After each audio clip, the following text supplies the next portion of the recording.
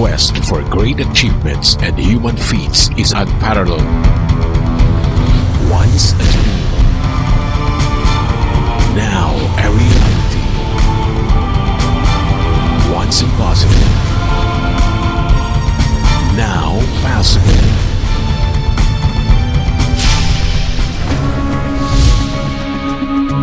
Man's flight to the moon in 1969 took the whole world in awe.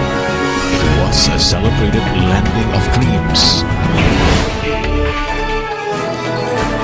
The struggles of the Wright brothers to reach the skies became the paragon of ingenuity and sky-high determination.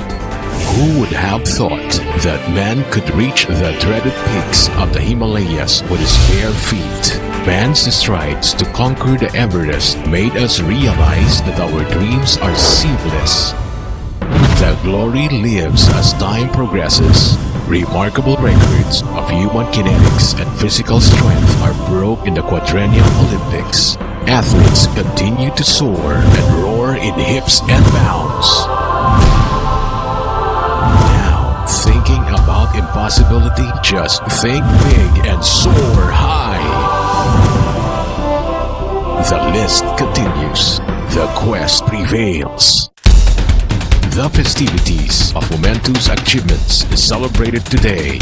Colors will burst, sounds will roar. A Mardi Gras of scenes and sights. Let the celebration begin. Another saga on attaining one more great achievement.